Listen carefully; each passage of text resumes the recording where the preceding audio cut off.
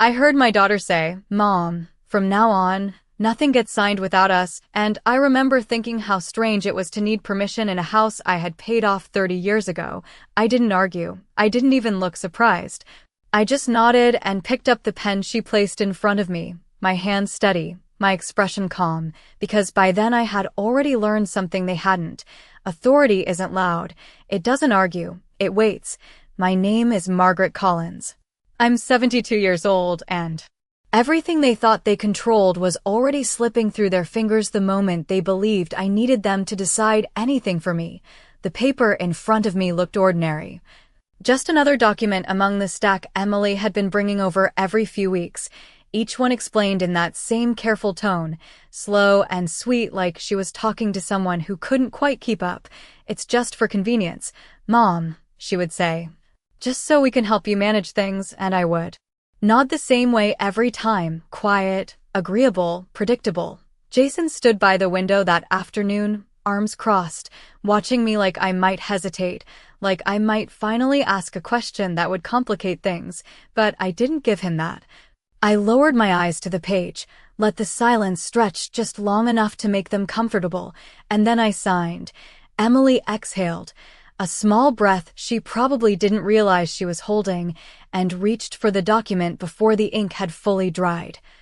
Stacking it neatly with the others, her movements efficient, practiced, like this had become routine.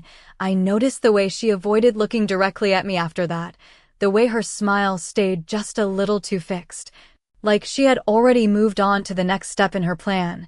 "See," she said, glancing at Jason, "that wasn't so hard," and he gave a short nod, satisfied, like something had finally fallen into place. I sat back in my chair, folding my hands in my lap, letting them believe it was done, letting them believe I had just handed over whatever control they thought I still had, because that's what they needed to believe for this to work. The truth was, they had been preparing for this moment for months, maybe longer, adjusting small things, suggesting changes, guiding conversations toward what's best for you now, until the idea that I needed help sounded almost reasonable, almost kind. They never raised their voices, never said anything outright cruel, but the message was always there, just beneath the surface, that I was no longer the one in charge, that decisions required oversight, that my signature meant less without their approval. I heard it in the pauses, in the careful explanations, in the way Emily would glance at Jason before answering even the simplest question I asked. I noticed everything, even when I pretended not to. What they didn't notice was what I did after they left, the phone calls I made, the appointments I kept, the way I started reading every document twice, not because I didn't understand them, but because I wanted to be absolutely certain of what came next. They thought this was the moment everything shifted in their favor, the moment I gave up control. But as I watched Emily slide those papers into her bag and Jason reach for his car keys, I realized something very simple. People who think they have authority rarely check who actually holds it. And I had already made sure that answer was going to surprise them. 3 days later, Emily called me at exactly 9:12 in the morning, her voice tight in a way I had not heard before, not soft and guiding like she usually used with me, but sharp, controlled. Like she was trying to hold something together that was already slipping. "Mom, did you do something with the bank?" she asked, skipping any greeting, and I could hear Jason in the background asking questions she did not answer. I looked at the clock on my kitchen wall, the same one that had been there since Emily was in high school, and I let a few seconds pass before I spoke, not because I did not know what to say, but because silence makes people reveal more than questions ever do. "What do you mean?" I said, my voice even, and she exhaled, frustrated, like I was slowing her down. "Our access is gone," she said. "The accounts, the shared ones, everything is restricted, and they are saying there was a change in authority filed yesterday," and I could almost picture her standing there, one hand pressed to her forehead, the other gripping her phone, trying to make sense of something that did not fit the version of me she had been working with. I stood by the counter, my fingers resting lightly on the edge of a folder that had been sitting there since the night before, a folder she had never seen, and I said nothing for a moment, letting her words settle. "Mom, this is serious," she continued, her voice lowering now. shifting back toward that careful tone. If something was filed incorrectly, we need to fix it right away. You cannot just make changes like that without going through us. And there it was again, that assumption, that quiet certainty that I still needed permission. That even now, even after something had clearly shifted, I would look to her to correct it. I walked over to the window, looking out at the driveway where Jason's truck had been parked just days before, and I remembered the way he had watched me sign, like it was the final step in something they had already won. I did not file anything incorrectly. I said, calm, direct, and there was a pause on the other end. A small one, but enough. Then what did you do? Emily asked. And this time the question was not guided, not controlled. It was uncertain. I could hear the edge of something new in her voice, something she was not used to feeling with me. I turned the folder slightly, opening it just enough to see the top document. My name printed clearly, the date from the day after they left, and beneath it, the signatures that actually mattered. I made sure everything was in order, I said, and I could almost feel her trying to interpret that, trying to place it into the structure she had built around me. Jason's voice came closer now, asking what I was saying, and Emily covered the phone for a second, her words muffled, urgent. When she came back, her tone had changed again, softer now, almost reassuring, but there was tension underneath it. Mom, listen, we are just trying to help you, okay?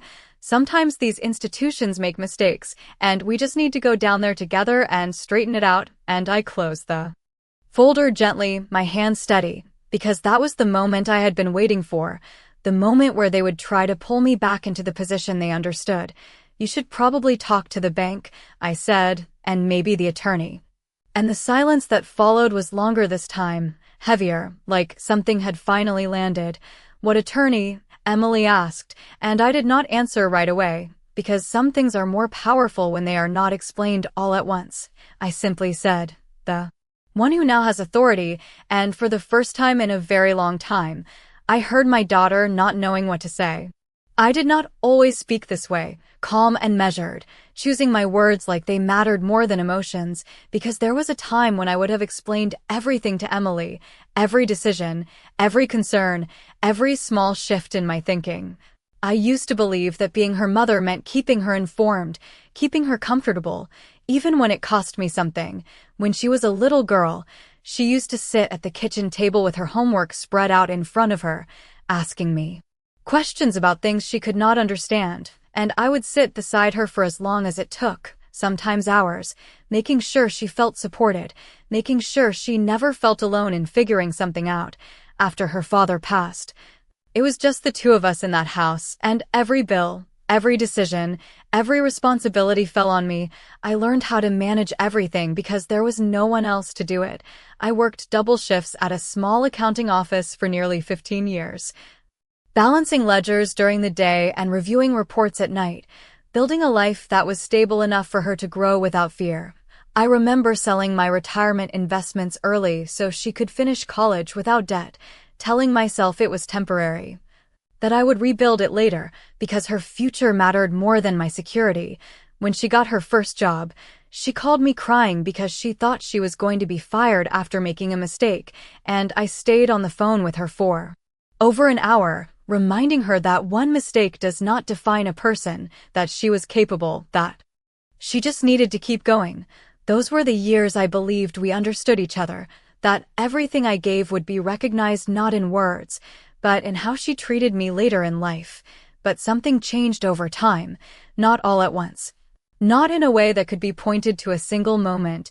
It was gradual, subtle. The way she started finishing my sentences for me, correcting small details that did not need correcting, taking over conversations when we were with other people, as if I might say, something wrong. At first, I told myself it was concern, that she was trying to help, that maybe I was slowing down a little, and she just wanted to make things easier.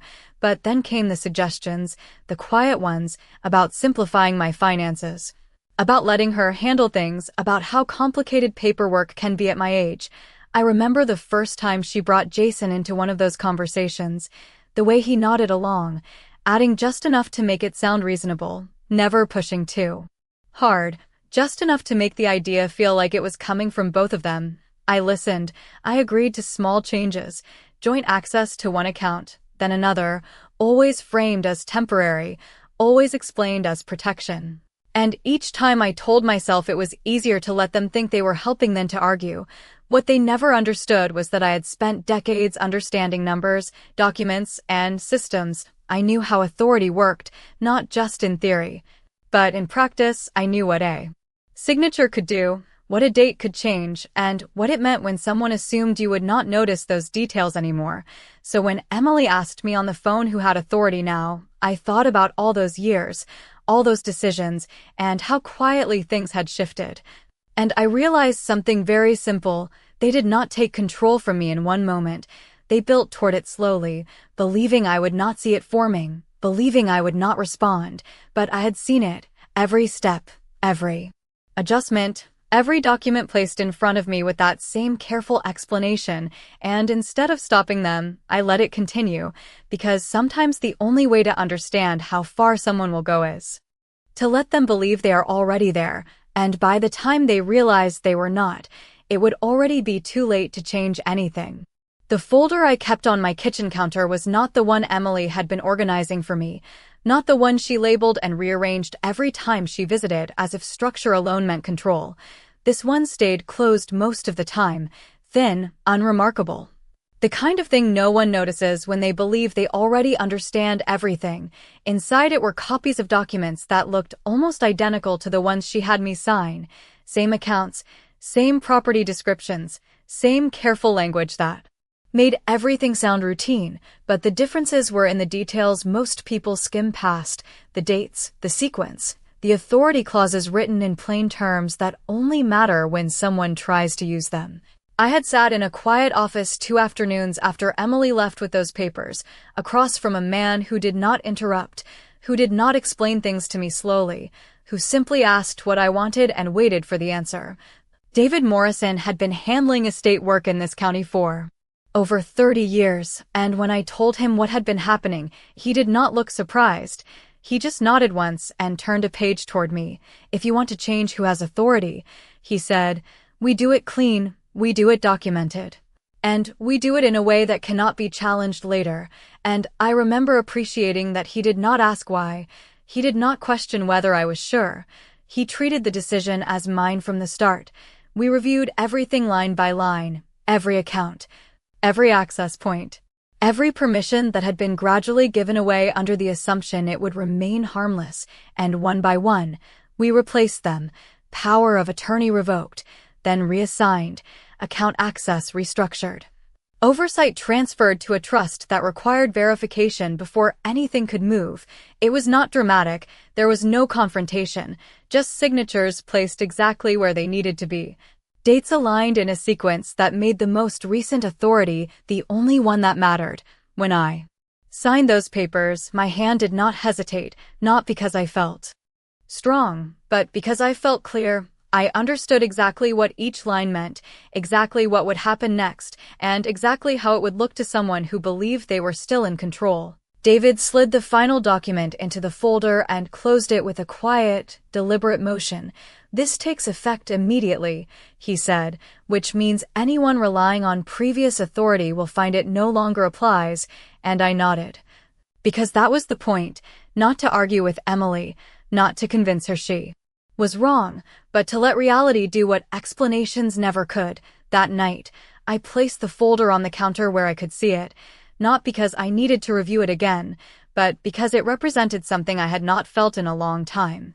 Not control over others, but control over myself. The next morning, the notifications would begin, systems updating, permissions shifting, access quietly closing, all without a single raised voice, and when Emily called me asking what had happened, what had changed, I thought about that office, about the difference between being managed and making a decision, and I realized something that made everything simpler. Authority does not disappear when people take it from you. It disappears when you stop protecting it. And I had already corrected that mistake before they even knew there was one.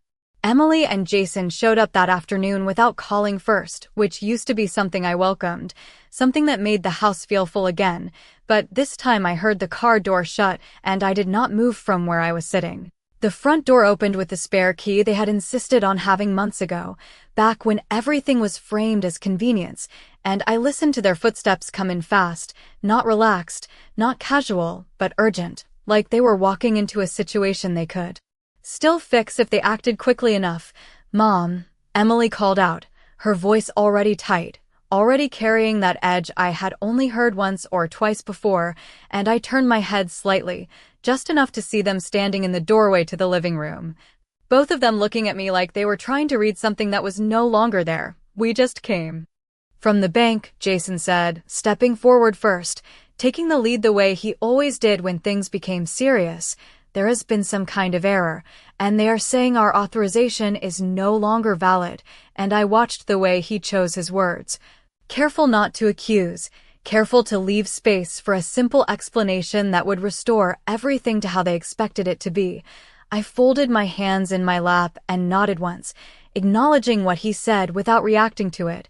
"It is not an error," I said, and that was enough to shift the air in the room. "Subtle, but real." Emily stepped closer then, her expression tightening. "Mom, listen, if something got filed wrong or if someone misunderstood what you signed, we just need to go down there together and straighten it out." And she reached for her bag, already pulling out a set of papers like she had prepared for this, like she believed the solution was still within her control. I noticed the top page, the familiar layout, the same type of document she had placed in front of me before, and I recognized it immediately for what it was, another attempt to restore what she thought had been taken. "I am not going back to the bank," I said, calm, direct, and she froze for a second. Just a second, before pushing forward again. "Mom, you do not understand how these things work," she said, softer now, almost pleading. "Once something like this happens, it can create serious problems. We need to fix it before it gets complicated." And I held her gaze for the first time since they walked in, not with anger, not with frustration, just clarity. "It is already fixed," I said. Jason shifted beside her, his jaw tightening slightly. "Margaret, with all due respect, you cannot just change legal authority without coordination. There are procedures, there are protections in place," and I let that sit for a moment, because he was right about one thing. There were protections in place, just not the ones he thought he was relying on. "There are," I agreed, "and they're the reason your access is gone." And the silence that followed was heavier than anything they had said so far. Not loud, not explosive, just still, like something had settled in a way neither of them could move around. Emily looked down at the papers in her hand, then back at me, and for the first time since she walked in, she did not speak immediately. She did not explain. She did not correct. She just stood there, trying to understand how the position she thought was secure had changed without her seeing it happen.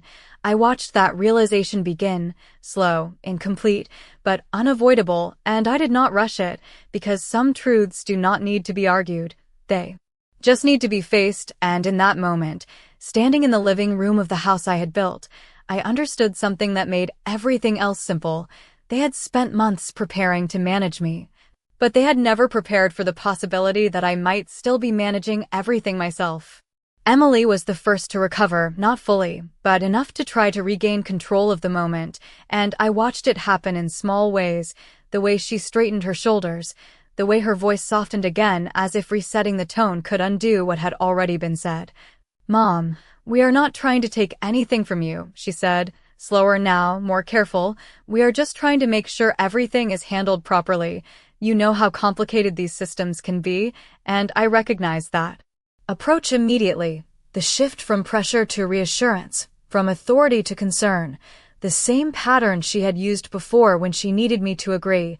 I did not interrupt her, I let her finish, because there is a difference between listening and accepting. And she still believed those two things were the same. Jason stepped in again, his voice measured, controlled. "Margaret, when institutions see conflicting documents, it raises red flags. It can freeze access, delay transactions, even trigger reviews. This is not something you should be handling alone." And I noticed the word he chose, alone, as if independence itself was the problem, as if the absence of their involvement automatically meant something was wrong. I leaned back slightly in my chair, not defensive, not tense, just settled, because this was the part they did not understand. I had already considered every outcome they were describing, every delay, every restriction, every possible reaction from the systems they believed I could not navigate. It is not conflicting, I said. It is updated. And that word landed differently. I could see it in their expressions. Because updated means intentional, it means recent. It means the previous version no longer applies. Emily shook her head slightly, almost reflexively. But we already have authorization, she said, and I held her gaze, steady, not challenging, just certain. You had authorization, I corrected, and the room went quiet again, not tense, not loud, just still in a way that made every word feel heavier than usual. Jason glanced at Emily, then back at me, recalculating, adjusting his approach. If there was a misunderstanding, he said, choosing his words carefully, we can resolve it with the attorney who filed this. We just need to know who we are dealing with, and I almost smiled at that, not because it was amusing, but because it showed exactly where they still believed the solution existed, in coordination, in negotiation, in bringing things back into a structure they could influence. I reached over to the side table and picked up the folder, the same one that had been there since the night before. And I placed it gently on my lap, not opening it yet, not presenting anything, just letting it exist in the space between us. You are not dealing with anyone, I said, calm, direct, because this is not something you can fix, and I saw it then, clearly, the moment where the situation stopped being something they could manage and started becoming something they had to face. Emily's eyes moved to the folder, then back to me, searching for something familiar, something she could still control. But there was nothing there for her to take hold of anymore. Mom, she said, quieter now, almost uncertain. Why would you do this without telling us? And that question hung in the air longer than anything else they had said, because it was not about the documents. Not really, it was about expectation, about the belief that I would always include them, always explain, always give them a chance to guide the outcome. I let that silence stretch, not to make a point, but because the answer was not something I needed to rush. When I finally spoke, my voice was steady, unchanged, because the last time I explained something, you told me I needed permission, and neither of them said anything after that. Not because they did not have words, but because for the first time, they understood that this was not a situation they could talk their way out of. This was something that had already been decided. Jason moved first, not toward me, but toward the folder, like proximity alone might give him back some sense of control. But he stopped halfway, like he realized too late that this was not something he could physically reach and undo. Margaret, let us just slow this down, he said, his voice lower now, more deliberate. We are talking about legal authority, financial access, long-term implications. This is not something that should be changed without discussion, and I watched the way he emphasized certain words, as if adding weight to them might shift the situation back into something negotiable. I did not open the folder yet. I let it rest where it was, because the power in that moment was not in showing them the documents. It was in letting them understand that the documents existed without their involvement. Emily took a step closer, her eyes fixed on the folder now, not on me, and that told me everything I needed to know about what mattered to her in that moment.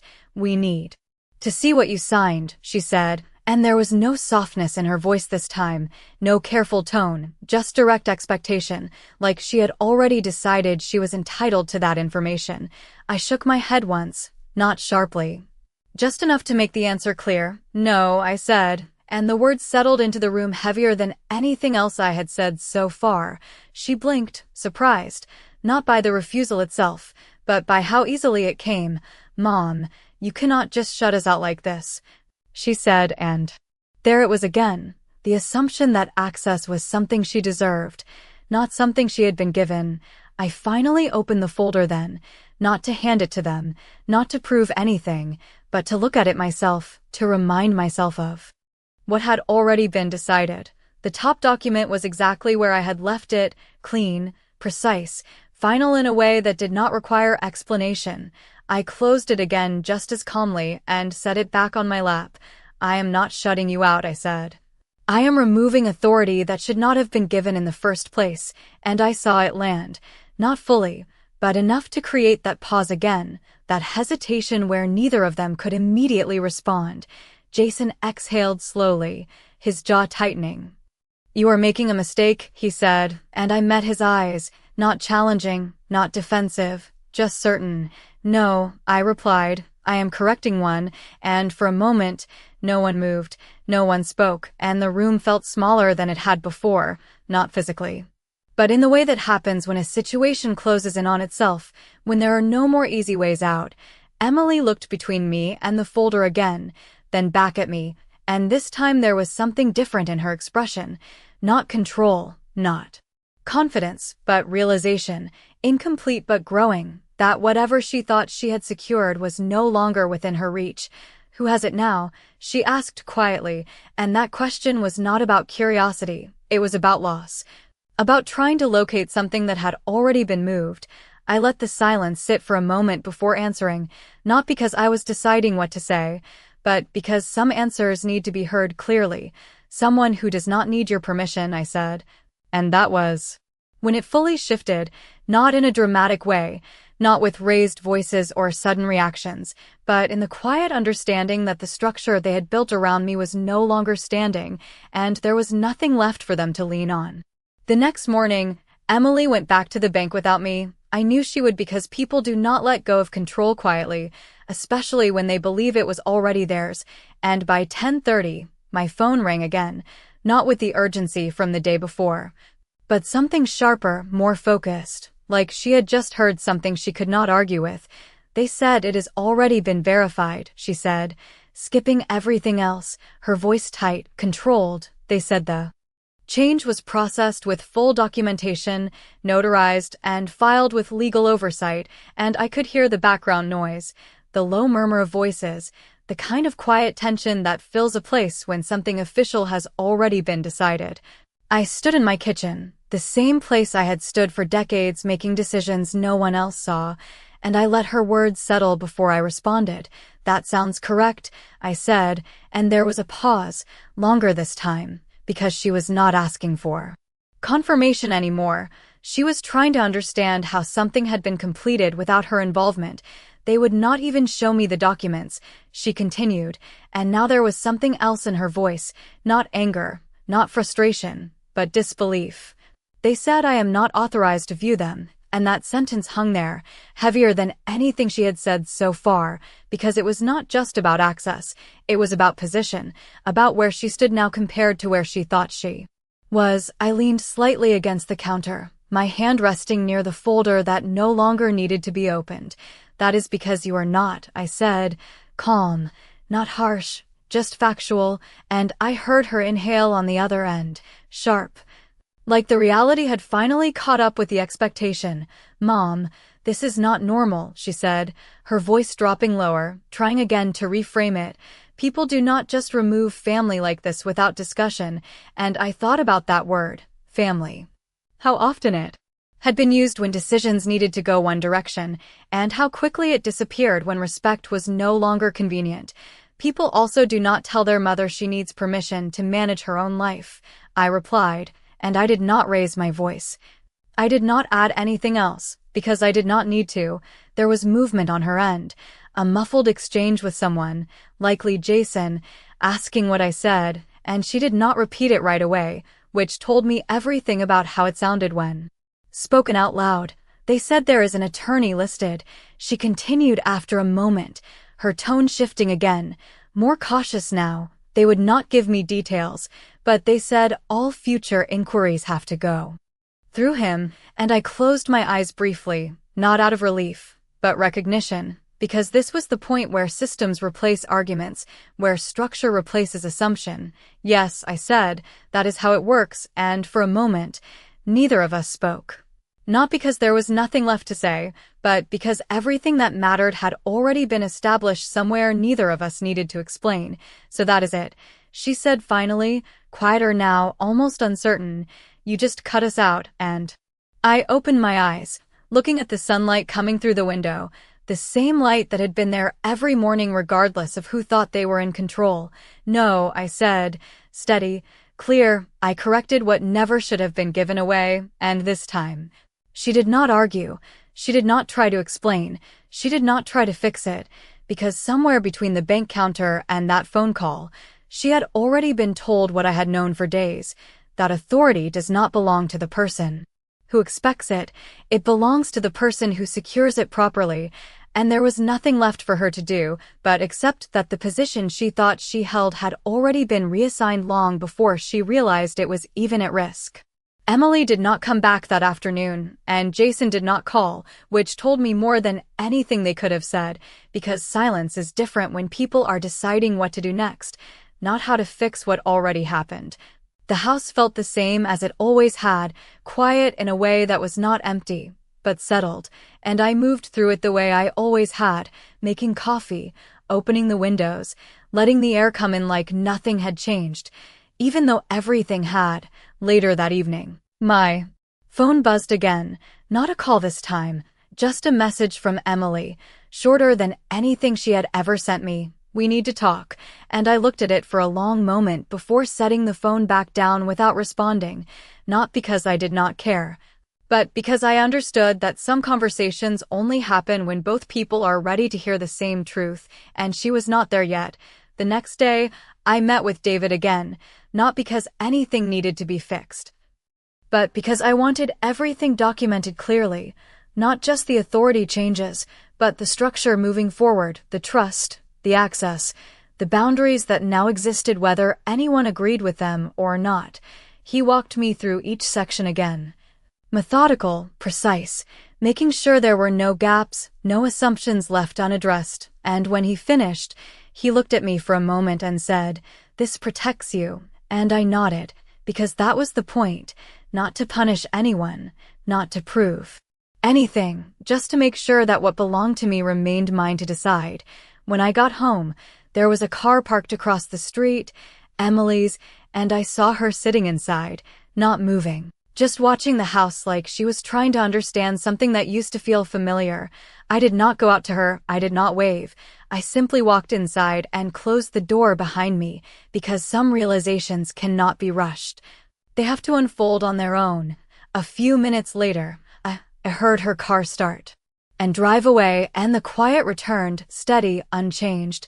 I stood in the living room, looking around at everything that had been built over years, not just the house, but the life inside it, the decisions, the sacrifices, the moments no one else saw. And I realized something that made everything else clear. I had not lost anything in the past few days. I had removed something that never should have been taken. Later that night, I sat at the same table where I had signed so many documents before, the same place where I had once believed that giving more meant being valued more, and I let that thought pass without holding on to it. The folder was still there, closed, complete, no longer something I needed to look at again. Because the outcome was already in place, I did not know what Emily would do next, whether she would come back with questions, with anger, or with understanding, but I knew something she did not yet,